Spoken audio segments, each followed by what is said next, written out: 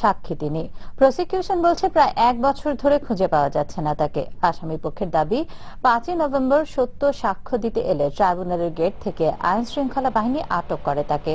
গুম হয়ে যাওয়া সুখরঞ্জন বালী এবং তার পরিবারের গল্প শোনাচ্ছেন আমিরুল মোমিনীন মানিক। পিরোজপুরের উমেদপুরের একজন সাধারণ কাঠমিস্ত্রি সুখরঞ্জন বালী 71 সালে বড় ভাই বিশাব আলী শহীদ হন। স্ত্রী সন্তান নিয়ে ভালোই দিন কাটছিল তার। না, আমি দেখিনি।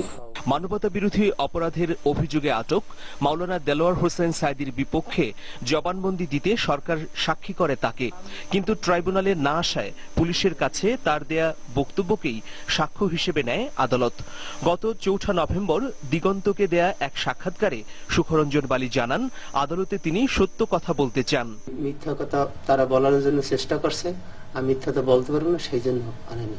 বলছে সাইদি সাহেব ছিল এই কথা বললো, আমি কাছে না, আমি বলতে পারবো না, আমি মিথ্যাটা যারা আমি দেখিনি আমার বাড়ি কি হয়ে আমি বলবো। 5 নভেম্বর ট্রাইব্যুনালের গেইটে তিনি ডিবি পুলিশের হাতে আটক হন বলে দাবি করে আসামি পক্ষের আইনজীবীরা। প্রকাশ্য দিবালোকে সকাল 10:15টার সময় ট্রাইব্যুনালের গেট থেকে লয়ারের গাড়ি থেকে সাক্ষীকে নিয়ে বেমালুম অস্বীকার করা হবে। যদি লয়ারকে নিয়ে তারা অস্বীকার করে, এটা বিচিত্র কিছু। কিন্তু সরকার পক্ষ জানায় মাওলানা সাইদি সম্পর্কে পুলিশের কাছে সাক্ষ্য দেওয়ার পর গত 6 মাস ধরেই নিখোঁজ তিনি। সুখরঞ্জন বালীকে গত মার্চ মাস থেকেই বাড়ি থেকে বের হয়ে যাওয়ার পর পাওয়া যাচ্ছে না, সেই মর্মে তার পরিবারের পক্ষ থেকে জিডিএনটি দায়ের করা হয়েছে।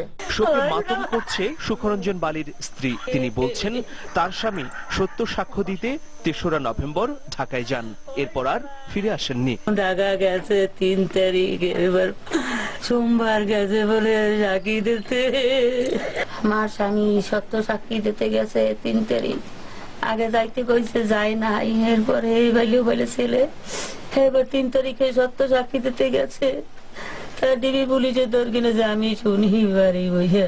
সুখরঞ্জন বালীর গুম হওয়া নিয়ে দেশে ও বিদেশে চলছে ব্যাপক আলোচনা। এ বিষয়ে প্রভাবশালী পত্রিকা দ্য ইকোনমিস্ট ও আন্তর্জাতিক মানবাধিকার সংগঠন বিএইচআরসি ইতোমধ্যে উদ্বেগ জানিয়েছে। আসামি পক্ষের দাবি অনুযায়ী সুখরঞ্জন বালীকে আটকের স্পট ছিল ট্রাইব্যুনালের প্রধান গেট। গেটের সামনেই রয়েছে উচ্চ ক্ষমতার সিসি ক্যামেরা।